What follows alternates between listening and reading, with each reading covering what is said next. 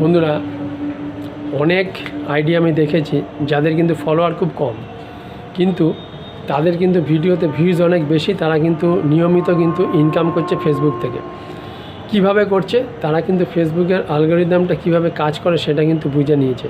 সেটা বুঝে নিয়ে সেই অ্যালগরিদম অনুযায়ী কিন্তু তারা কাজ করছে। অতএব তাদের ভিডিওতে প্রচুর ভিউজ আসছে। আর ফেসবুক কিন্তু ভিউজের উপরে কিন্তু টাকা দেয়, ফলোয়ারের উপরে কিন্তু দেয় না। তাই সুন্দর কন্টেন্ট তৈরি করছে এবং প্রচুর ভিউজ আসছে, সেখান থেকে তারা কিন্তু ইনকাম করছে। এবার ফেসবুকের অ্যালগরিদমটা কি? ফেসবুকের অ্যালগরিদমে একটা নিয়ম আছে। কারো ভিডিও যদি আমার সামনে আসে, তাহলে সেই ভিডিওটা পাঠাচ্ছে কে? সেই ভিডিওটা পাঠাচ্ছে কিন্তু ফেসবুক। তাহলে অতি অবশ্যই কিন্তু আমাকে সেই ভিডিওটা দেখতে হবে। আমি যদি তার ভিডিওটা দেখি, তাহলে অ্যালগরিদম অনুযায়ী আমার ভিডিওটাও কিন্তু তার সামনে যাবে, তাহলে সেও কিন্তু আমার ভিডিওটা দেখবে।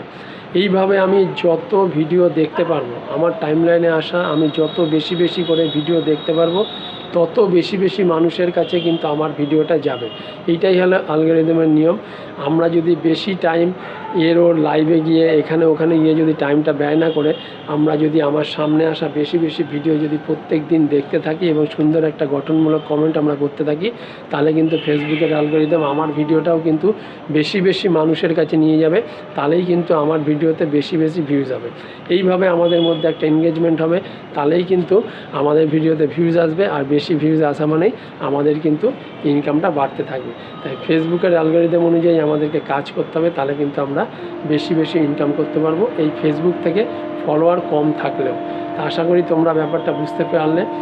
তাই এই অনুযায়ী তোমরা একটু কাজ করার চেষ্টা করো। যাদের হাতে টাইম আছে, হয়তো যাদের হাতে টাইম নেই তাদের পক্ষে তো এটা করা সম্ভব নয়। যাদের হাতে টাইম আছে তারা এটা করো, তাহলে কিন্তু তোমাদের সাকসেসটা কিন্তু খুব তাড়াতাড়ি আসবে। চেষ্টা একবার করে দেখো, তোমাদের যদি সফলতা আসে তাহলে তো ভালো। প্রত্যেকটা জিনিস কিন্তু একটু পরীক্ষা করে দেখে নিতে হয় যে মানুষ যে কথাগুলো বলছে সেটা সত্যি না মিথ্যা। তো আমার মনে হয় চেষ্টা করে দেখাটা অন্তত উচিত যে কি ভালো হচ্ছে না খারাপ।